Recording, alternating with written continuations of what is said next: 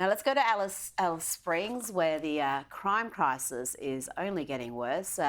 Leo Mendez reports in The Australian a violent riot through the streets of Alice Springs on Tuesday escalated calls for a total federal government takeover of the town.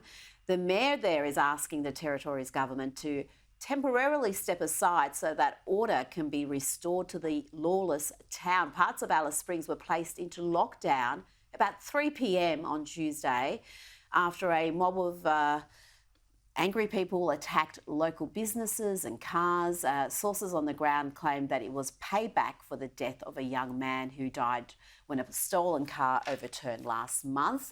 Let's have a look at some of that carnage.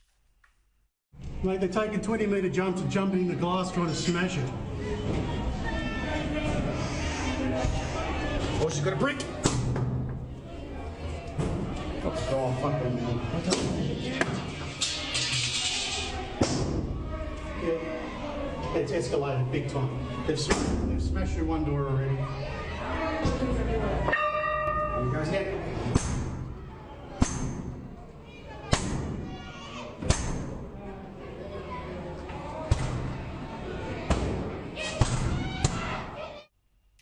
It's just shocking scenes, and we've got videos we can't show you of some really sickening violence too that's taken place. What do we do about this? Is the suggestion that the federal government take over and try to restore order? Is that at least a short-term answer? I think it would work because you're bringing the firepower of a more powerful law enforcement agency to do that.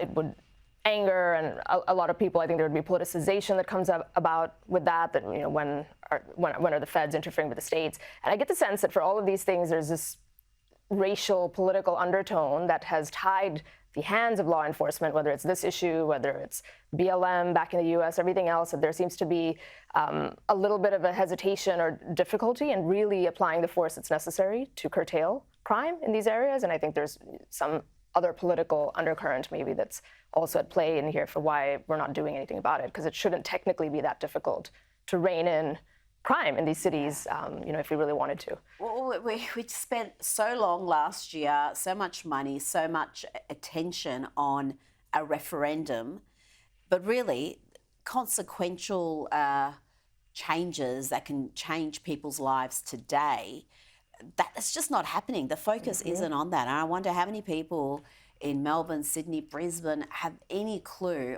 of that happening. Every now and then it will get into the headlines, it will be covered, but when you speak to people who live in Alice Springs and other areas, this seems to be an ongoing issue. Just very quickly, more on the detainees debacle. Australia is considering stricter immigration policies. This could include limitations for asylum seekers who may be unable to return home if their country of origin refuses to accept them. Additionally, tourist visas from those countries are at risk of being restricted. Kosha, this sounds, I don't know, a bit like Trump's Muslim ban. I wonder if that's how it will be characterised in the media. It does, and I think it will always be characterized by that. By some corners, depends on who the messenger is. We said free speech is the battle of the century. The other great battle of our time is immigration. It's reaching a fever pitch in Western liberal democracies everywhere at different scales of where they are on that spectrum. Asylum and getting refugee status is not an entitlement. It's a great privilege.